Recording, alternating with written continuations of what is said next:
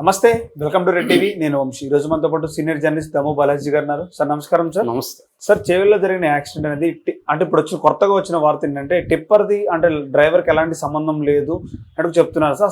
అసలు కారణం ఏంటి సార్ దీనికి? అంటే ఎందుకు ఫస్ట్లో టిప్పర్ లారేది కారణం, తనే వచ్చి స్పీడ్గా వచ్చి గుద్దిని చెప్తున్నారు. సో ఇప్పుడు చూసినట్టయితే అసలు తనకి ఏం సంబంధం లేదని చెప్తున్నారు సార్. దీన్ని ఏ కారణంగా చూడొచ్చు? అంటే ముందుగా అసలు ఏం జరిగిందో చెప్పుకొని దాని తర్వాత కారణం ఎవరు లేదా కారణం లేదా కారణాలు ఏంటి. ఎందుకంటే ఎప్పుడు కూడా సింగిల్ కారణం అనేది ఉండదు. ఒక మెయిన్ రీజన్ ఉంటుంది, అనేక సపోర్టింగ్ రీజన్స్ కూడా ఉంటాయి. సో ముందుగా ఏం జరిగిందంటే నిన్న మార్నింగ్ 4:50కి తాండూరు హైదరాబాద్ బస్సు తాండూరు డిపోలో 4:50కి బయలుదేరింది. అందులో దాదాపు 72 మంది ఉన్నట్టుగా తెలిసింది. మామూలుగా సీటింగ్ కెపాసిటీ 40 నుంచి 50 మంది ఉంటే మనకు తెలిసిందే కదా, ఆర్టీసీ బస్సులు తక్కువ ఉంటాయి కాబట్టి ఆ టైంకి మండే కాబట్టి వీకెండ్కి వెళ్ళిన వాళ్ళు, ముఖ్యంగా స్టూడెంట్స్, ఆఫీసులో పనిచేసే వాళ్ళు ప్రధానంగా బస్సులు ఎక్కారు. సో 72 మంది ఉన్నారు కాబట్టి కిక్కిరిస్తుంది బస్సు కూడా. అందరూ ఎక్కువ మంది, దాదాపు 20-30 మంది నిలబడి ఉన్నారు. సో అర్లీ మార్నింగ్ కాబట్టి అర్లీగా లేసి ఉంటారు కాబట్టి కొంతమంది కునుగు తీస్తున్నారు. అలాంటి ఒక వాతావరణంలో బస్సు వెళ్తుంది.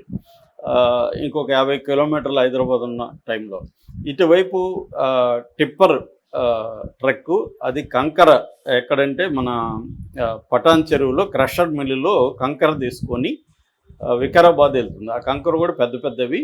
సో వెళ్తుంది. ఈ టిప్పరు వేగంగా వెళ్ళడం అనేది చాలామంది చూశారని చెప్తున్నారు. అంటే ఓవర్టేక్ చేసుకుంటూ. తర్వాత డ్రైవర్ దస్తగిరి బాబా కానీ కండక్టర్ రాధా వాంగ్మూలంలో వీడియోలో ఉంది. ఆమె చెప్పింది కూడా ఏంటంటే, మేమిద్దరం కూడా గమనించాము, డ్రైవర్ నేను కూడా ట్రిప్పర్ వేగంగా వస్తుందనే విషయం గమనించాము. డ్రైవర్ గమనించి కొద్దిగా కిందికి దింపడానికి కూడా ట్రై చేశాడు, కానీ అది వచ్చి కొట్టేసింది అనేది వాళ్ళు చెప్తున్నారు. సో ఏదేమైనా టిప్పర్ వచ్చి 6:40 ప్రాంతంలో బస్సు డ్రైవర్ వైపుగా, ఎందుకంటే రివర్స్లో వస్తున్నాయి కాబట్టి డ్రైవర్ వైపుగా అది మొత్తం లోపలికి ఈడ్చుకొని వెళ్ళింది. ట్రిప్పర్ ఏమైందంటే బస్సు వైపు పడింది. అటుపడి ఉంటే ఇంత ప్రమాదం జరిగేది. బస్సు వైపు పడడంతో దాంట్లో ఉన్న కంకరంతా కూడా పడిపోయింది. ఇదంతా కూడా సెకండ్స్లో జరిగిపోయింది. ఎవరికి కూడా లేచి పక్కకి వెళ్ళే పరిస్థితి లేదు. సో ఎప్పుడైతే పడిపో ఆల్రెడీ బస్సులో జనం కూడా రద్దీగా కిక్కిరిస్తున్నారు కాబట్టి అటు ఇటు మూవ్ అయ్యే పరిస్థితి కూడా లేదు. మామూలుగా తక్కువ మంది నిలబడి ఉండేవాళ్ళు లేకుండా ఉంటే కనీసం కొంతమంది ఇటు మూవ్ అయ్యి ఉంటే కొద్దిగా బతుకుండేవాళ్ళు. సో వచ్చి పడిపోయారు. దాంతో ఆ డ్రైవర్లు ఇద్దరు కూడా స్పాట్ డెడ్. ఎందుకంటే మొత్తం bus right side, driver side కంప్లీట్గా టిప్పర్ కొట్టేసింది కాబట్టి సగానికి పైన బస్సు అసలు ధ్వంసం అయిపోయింది. డ్రైవర్కి వెనకాల ఉన్న 5 సీట్లు కంప్లీట్గా ధ్వంసం అయిపోయినాయి. సో అక్కడ ఉన్న వాళ్ళందరూ కూడా చనిపోయారు. 24 మంది చనిపోయారు ఇప్పటివరకు. కొంతమంది గ్రావెల్ కింద ఇరుక్కున్న వాళ్ళు ఉన్నారు. ఒక పాప, కాలేజీకి వెళ్ళే పాప చెప్తుంది, నాకు అసలు స్పృహ తప్పింది, ఏం జరిగిందో కూడా నాకు తెలియదు, ఇప్పుడు చెప్తున్నారు టిప్పర్ అని, అసలు అప్పుడు నాకేం తెలియదు, ఒక సౌండ్ వినబడింది అంతే, నాకు స్పృహ పోయింది అని చెప్పి. అంటే తన మీద గ్రావెల్ పడిపోయింది, స్పృహలో పోయింది, తర్వాత ఎవరో వచ్చి నన్ను కాపాడారని చెప్తుంది. ఇంకొక ఆవిడ సగం గ్రావెల్లో ఉంది. ఆమె ఏడుస్తూ గ్రావెల్ తీయండి అనే వీడియో కూడా బయటకు వచ్చింది. సో ఇలాగా చాలామంది ఈ లోపల అక్కడ జనం, అది పెద్ద రద్దీ రోడ్డు కాబట్టి, అంటే రోజుకి 1500 ట్రక్కులు ఆ రోడ్డు గుండా వస్తాయి. ఇది బీజాపూర్ హైదరాబాద్ నేషనల్ హైవే అనమాట, 163 నేషనల్ హైవే కాబట్టి ఆ రోడ్లో విపరీతంగా ట్రక్ ట్రాఫికింగ్. ఎందుకంటే మనకి వికారాబాదు, తాండూరు నుంచి బండలు అవన్నీ తీసుకొని కూడా వస్తుంటాయి అన్నమాట. అందుకని కర్ణాటకకు పోతే కూడా లింక్ కూడా అదే దారి. అందువల్ల అలాగా మొత్తం వాళ్ళందరూ వచ్చి అక్కడ ఉన్న విలేజెస్, ఇది వచ్చి మీర్జాగూడ దగ్గర జరిగింది, ఖానాపూర్ గేట్ దగ్గర విలేజర్స్ అంతా కూడా వచ్చి వాళ్ళని చాలామందిని సేవ్ చేయగలిగారు. ఇది బేసిక్గా జరిగిన సంఘటన. దాని తర్వాత రెస్క్యూ ఆపరేషన్లు, అంటే ముందు జనం చేశారు, దాని తర్వాత పోలీసులు కూడా వచ్చి వాళ్ళని, పోలీసులు కావచ్చు జేసీబీని తీసుకొచ్చారు. పాపం ఆ జేసీబీ దీంట్లో కూడా చేవెళ్ళ సిఐ ఆయన భూపాల్, ఆయనకి కూడా ఒక లెఫ్ట్ కాలు ఇదైపోయింది అనమాట. ఆయన అది జేసీబీలో తగులుకొని మనకి రెస్క్యూ ఆపరేషన్లో కూడా ప్రాబ్లం వచ్చింది.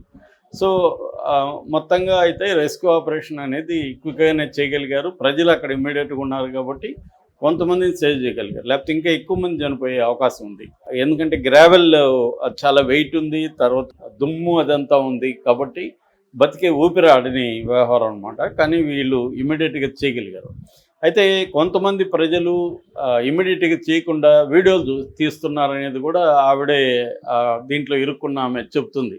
కొంతమంది చేస్తున్నారు, కొంతమంది ఏమో వీడియోలు తీస్తున్నారు. మనం కొన్ని వీడియోలు చూస్తే కూడా అర్థమవుతుంది. కొట్టగానే వీడియో తీస్తున్నాడు ఒక అతను. అంటే అందరూ గాయాలతో లాగుతుంటే ఇతను వీడియో తీస్తున్నాడు. ఇతను కూడా పోయి చేయొద్దాం అనేది లేకుండా దీన్ని వీడియో తీసి మనం మీడియాకి ఇవ్వాలన్న సెన్స్ జనాల్లో కూడా బాగా పెరిగిపోయింది. రెండోది, మనం ముందుగా అందరికీ యూట్యూబ్ ఛానళ్ళు, ఇన్స్టా అవి పెట్టేసుకున్నారు కాబట్టి మనం ముందుగా ఇది పెడితే వ్యూస్ బాగా వస్తాయి అన్న యాంగిల్లోకి వెళ్తున్నారు కాబట్టి జనం కూడా ఒక సెన్సేషన్ నిజమే కాకుండా డబ్బులు కూడా లింక్ అయింది. ఈ వీడియో కానీ మనం ఫస్ట్ అప్పటికప్పుడు అప్లోడ్ చేసిస్తే ఇది వీసు కోట్లలో వస్తుంది, మనకి డబ్బులు వస్తుంది అన్న యాంగిల్ కూడా మనకి ఈ మధ్యకాలంలో పెరిగాయి యాక్సిడెంట్లలో. అది కూడా ఒక కారణం చనిపోవడానికి. ఎందుకంటే చనిపోయినా పర్లేదు మనకి వీడియోలో వ్యూస్ వస్తాయి అన్న యాంగిల్ జనాలకి. ఎందుకంటే ఎవ్రీబడి హ్యాజ్ ఎ ఛానల్, లేకపోతే ఒక అకౌంటో పెట్టుకొని డబ్బులు సంపాదించే యాంగిల్లో ఉన్నారు, పాపులర్ అవ్వాలనే యాంగిల్లో ఉన్నారు. రెండోది, ఫస్ట్ తీస్తే వేరే వాళ్ళు కూడా కొనుక్కునే అవకాశం కూడా ఉంది. మెయిన్ ఛానల్ కూడా ఇది నా దగ్గర ఫస్ట్ వీడియో ఉంది, ఎంతకు అమ్ముతానంటే కూడా చేయొచ్చు. సో ఇది ఒక రకమైన కమర్షియల్ మైండ్ సెట్ జనాల్లో కూడా వచ్చేసింది. సో ఇక్కడ తర్వాత గవర్నమెంట్ కూడా స్పందించింది దీని మీద. రేవంత్ రెడ్డి ప్రభుత్వం ఇమ్మీడియట్గా స్పందించింది. ఎమ్మెల్యే యాదయ్య ఆయన వెళ్ళారు.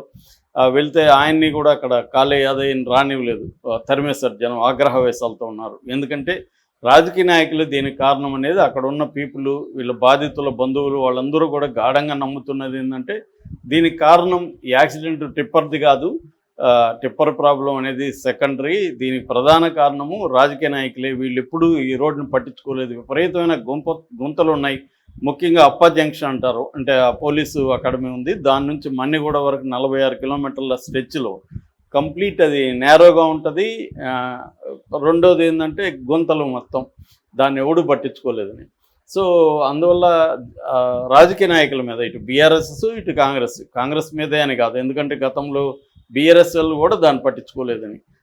మంత్రులు దీని మీద వెళ్తుంటారు, సీఎం కూడా అనేక సార్లు వెళ్ళారు, కానీ ఎవరు కూడా ఈ రోడ్డుని పట్టించుకోలేదు. వీళ్ళు చెప్తున్నది ఏమంటారు రాజకీయ నాయకులు, ఇది నేషనల్ గ్రీన్ ట్రిబ్యునల్లో దీని మీద కేసు వేశారు. ఎందుకంటే ఈ బెల్ట్లో 950 చెట్లు ఉన్నాయి, అందులో మర్రి చెట్లు, చాలా ఓల్డ్ మర్రి చెట్లు ఉన్నాయి, వాటిని కొట్టకూడదని పర్యావరణవేత్తలు నేషనల్ గ్రీన్ ట్రిబ్యునల్లో కేసు వేశారు. నేషనల్ గ్రీన్ ట్రిబ్యునల్ దాన్ని ఆపింది. అందువల్ల దీనికి ఎప్పుడో 4-5 ఏళ్లకు ముందే 1000 కోట్లు శాంక్షన్ అయింది ఆ రోడ్డు 4 లేన్ చేయడానికి. కానీ national green tribunal green signal ఇవ్వలేదు కాబట్టి ఆగింది. యాక్చువల్గా యాక్సిడెంట్ జరిగిన రోజే national green tribunal green signal ఇచ్చింది. అంటే కొన్ని మర్రి చెట్లని, ఓల్డ్గా ఉన్న మర్రి చెట్లని కొట్టకుండా మిగతావి డెవలప్ చేసుకోండి అనేది గ్రీన్ సిగ్నల్ కూడా ఇచ్చిందని చెప్తున్నారు. ఏదేమైనా అది మేజర్గా గ్రీన్ సిగ్నల్లో, గ్రీన్ ట్రిబ్యునల్లో ఉండడం వల్లే రోడ్డు ఎక్స్టెండ్ ఆగిందని చెప్తున్నారు. సో ఇక్కడ ప్రధానంగా కారణాలు కానీ చూస్తే మన ట్రిప్పర్ అనేది ఇమ్మీడియట్గా ట్రిప్పర్ డ్రైవర్ ప్రాబ్లం ఉంది. ట్రిప్పర్ డ్రైవరు, ఓనర్ ఇద్దరు ఉన్నారు దాంట్లో. లక్ష నాయక్ అని మహబూబ్ నగర్, అతనిది ట్రిప్పర్ అని చెప్తున్నారు. అలాగే డ్రైవరు అతను వచ్చి లడారం నుంచి శంకరపల్లి వరకు ఓనరే డ్రైవ్ చేశాడు. ఆ తర్వాత అతన్ని నిద్రపోతానని చెప్పి ఇతనికి ఇచ్చాడు. ఈ అబ్బాయి పేరు వచ్చి ఆకాష్ కాంబ్లే, ఇతనిది నాందేడు, మహారాష్ట్ర. సో ఆ అబ్బాయి డ్రైవ్ చేస్తున్నాడు టిప్పరు. ఆ అబ్బాయి ఇప్పుడు ఎవరైనా గుంతలు ఉంటే వేగం తగ్గిస్తారు, మామూలుగా కూడా పోలేరు వేగం, కానీ ఈ అబ్బాయి వేగంగా కొడుతున్నాడు విపరీతంగా.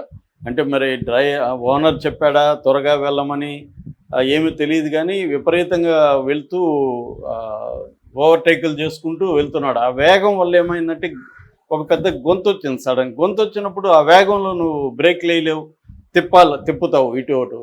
ఆ గొంతును అవాయిడ్ చేయడానికి తిప్పినప్పుడు ఏమైపోయిందంటే ఇది వెళ్ళి బస్సుని కొట్టేసింది. డ్రైవరు గమనించాడు రాబోతుందని, కానీ అతనికి టైం లేదు. అప్పటికి కొద్దిగా లెఫ్ట్కి తిప్పగలిగాడు కాబట్టి మొత్తం మిడిల్లో కొట్టుంటే ఇంకా ఎక్కువ జరుగుండేది. తను అంటే మేబీ డ్రైవర్కి లాస్ట్ మినిట్లో తెలిసి కూడా ఉండొచ్చు నేను కూడా చనిపోతానని, కనీసం ఒకవైపు అన్న జరుగుండొచ్చు. ఎందుకంటే చాలామంది డ్రైవర్లు అలాగా చనిపోతున్నప్పుడు కూడా జనాల్ని కాపాడుతామనే యాంగిల్ కూడా ఉంటుంది వాళ్ళకి. సో అలాగా ఆమె రాధా అదే చెప్తుంది, ఆ డ్రైవర్ చాలా మంచోడు సార్, ఆయన ఎప్పుడు కూడా ర్యాష్గా పోడు, ఆయన గమనించి లెఫ్ట్కి తిప్పడం వల్లనే ఇది జరిగిందనేది రాధా వాంగ్మూలంలో కూడా ఆమెకి ఇక్కడ తగిలింది, కింద కూడా ఆమెకి ప్రాబ్లమ్స్ ఉన్నాయి. సో ఆమె చెప్తుంది. సో క్లియర్గా ట్రిప్పర్ డ్రైవర్ది మిస్టేక్గా మనకు కనబడుతుంది అక్కడ. అట్లాగే మరి ఇంకా బ్రాడ్గా చూసుకున్నప్పుడు రోడ్డు గుంతలుగా ఉన్నా కూడా ఎవరు పట్టించుకోవట్లేదు అనేది ఇక్కడ కూడా మన సిటీలోనే చూస్తున్నాం. దీన్ని మళ్ళీ ఇంటర్నేషనల్ ప్రెస్టీజియస్ సిటీ అని అవన్నీ చెప్తారు. ఎక్కడ గుంతలు ఉన్నా దాన్ని పూడ్చినా అది 4 రోజులకి మళ్ళీ ఇదవుతుంది. సో కాంట్రాక్టుల్లో డబ్బులు తినేసి వాళ్ళు సరిగా క్వాలిటీ వేయరు. ఇవన్నీ మనకు తెలుసు. ఈ ప్రాబ్లమ్స్ అంతా ఉన్నాయి. సో ఈ రోడ్డు కూడా అదే ప్రాబ్లం కూడా ఉంది. కాబట్టి రెండోది టిప్పర్లో లోడ్ ఎంత వేయాలి.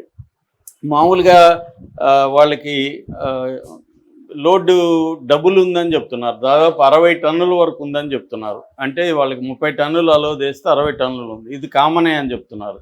అంటే ట్రక్కుల్లో ఓవర్లోడ్ వేయడం కామను. రెండోది దానికి వాటర్ చల్లి దుమ్ము లేకుండా తార్పాలిన్ కప్పి కట్టాలి. అదేమీ చేయలేదు. అంటే రెగ్యులేషన్స్ ఉన్నాయి. ఆ రెగ్యులేషన్స్ని ఫాలో కాకపోతే పోలీసులు కానీ ఆర్టీ అధికారులు కానీ ఫాలో అయ్యేట్టుగా చేయాలి. వాళ్ళు చేయట్లేదు. ఇక్కడ ఏంటంటే కంప్లీట్ కరప్షను, నెగ్లిజెన్సు అనేది కనబడుతుంది. సో ఆ టిప్పర్ వైపు నుంచి అన్ని రకాల ప్రాబ్లమ్స్ ఉన్నాయి. కాకపోతే ఆ అబ్బాయి తాగిన పరిస్థితి అయితే లేదని టాక్సికాలజీ రిపోర్ట్లో వచ్చింది. తాగలేదు అబ్బాయిని. అంటే మార్నింగ్ కాబట్టి తాగి ఉండకపోవచ్చు. కానీ ఈ గొంతు ఉండడం ఒక కారణం అయితే, రెండో కారణం ఆ గ్రావెల్ పడకపోయింటే ఇంత జరిగి ఉండదు. కొంతమంది వెనకుండే వాళ్ళే చనిపోయి ఉండేవాళ్ళు.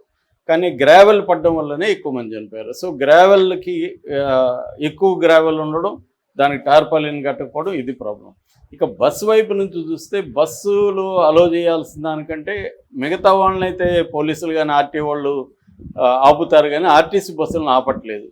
ఎందుకంటే జనం గోల్ చేస్తారు ఆపితే. మమ్మల్ని ఎక్కడి నుంచి ఏమన్నా ఉంటే మనం కూడా ఒప్పుకోం కదా, మనం నిలబడో వేలాడో వెళ్ళిపోదాం అనుకుంటాం. ఎందుకంటే వేరే బస్సులు వేరే రవాణా మార్గంలో ఉండవు కాబట్టి. సో దీంట్లో మన ప్రయాణికుల తప్పులు కూడా ఉన్నాయి. మనం అందరం కూడా ఏంటంటే ఏదో ఒక వెళ్ళిపోవాలి. దానికి కారణం ఏంటంటే నెక్స్ట్ బస్సులు ఉండవు, ఆఫీసు లేట్ అయిపోతుంది, కాలేజీకి లేట్ అయిపోతుంది, అర్లీకి వెళ్ళిపోవాలి. దీంతో మనం సేఫ్టీ కంటే కూడా మన టైంకి మన వేరే గోల్స్కి ఇంపార్టెన్స్ ఇవ్వడం అనేది కూడా మన అందరిలో భాగం అయిపోయింది. సో అది పార్ట్. దానికని డ్రైవర్ కూడా ఏం చేస్తారు, డ్రైవర్ కండక్టర్లు ఎక్కించకపోతే వాళ్ళకి ప్రాబ్లం కాబట్టి నిలబడి ఎక్కిస్తారు. సో రెండోది బస్సు క్వాలిటీ ఏంటి, బస్సు ఫిట్నెస్ ఏంటి అనేది కూడా ప్రాబ్లమే. చాలా బస్సుల్ని, పనికిరాని బస్సులంతా కూడా రూరల్కి వేసేస్తూ ఉంటారు. మనకు తెలుసు ఆర్టీసీలు, నేను చాలాసార్లు అనుకునేవాడిని ఆర్టీసీలు వెళ్ళేటప్పుడు అసలు ఇది దడ ఆడుతుంటుంది. చిన్న యాక్సిడెంట్ అయితే కూడా మొత్తం పోతుందిరా, ఊడిపోతుందేమో బస్సు అనిపించేట్టుగా ఉంటాయి కొన్ని బస్సులు. సో ఇవన్నీ కూడా కారణం. అంటే అధికారులది ఉంది, రోడ్డు వేయకపోవడంలో రాజకీయ నాయకులు, కాంట్రాక్టులు వీళ్ళ పాత్ర ఉంది. తర్వాత టిప్పర్ని కంట్రోల్ చేయడంలో, దాన్ని రెగ్యులేషన్స్ ఫాలో కాకుండా చేయడంలో వెళ్తుంది. తర్వాత ఏమో గ్రీన్ ట్రిబ్యునల్, వీళ్ళు ఎన్విరాన్మెంట్లో వాళ్ళు ఓన్లీ మేము ఎన్విరాన్మెంట్ చూస్తాం. చాలామంది ఉంటారు జంతు ప్రేమికులు, ఓన్లీ జంతువుల గురించి పట్టించుకుంటారు. వాళ్ళు మనుషులు ఏమైందో వాళ్ళకి అనవసరం. అట్లాగే ఎన్విరాన్మెంట్ కూడా మనుషులకి వాళ్ళు చెప్పింది కరెక్టే కావచ్చు, కానీ మరి డెవలప్మెంట్ ఈ మోడల్లో ఉంది. ఈ మోడల్ డెవలప్మెంట్కి ఇప్పుడు రోడ్డు కావాలి. రోడ్డు లేకపోతే యాక్సిడెంట్లు జరుగుతాయి. చెట్టారు మనుషులు అన్నప్పుడు ఏం చేయాలి, చెట్లు ఇంకో దగ్గర నాటి ఇక్కడ చెట్టు కొట్టేయాలి. వేరే మార్గం ఏం లేదు. ఈ డెవలప్మెంట్ మోడల్లో అదే ఉంది. మనకేంటంటే మనకి హిపోక్రసీ మన దేశంలో. నాకు డెవలప్మెంట్ కావాలి, నాకు రోడ్డు కావాలి, నాకు వెహికల్ కావాలి, చెట్టు కూడా కావాలంటే ఎట్లా జరుగుతుంది, జరగదు. సో ఇది కూడా అర్థం చేసుకోవాలి ఎన్విరాన్మెంటలిస్టులు. అంటే ఏది కూడా థియరాటికల్గా చేస్తే కుదరదు, ప్రాగ్మాటిక్గా ఉండాలి. సో అది లేకుండా వీళ్ళు మొండి పట్టి లేట్ చేయడం వల్ల, లేకపోతే దీన్ని ఎప్పుడో 4 లేన్లుగా చేస్తుండేవాళ్ళు.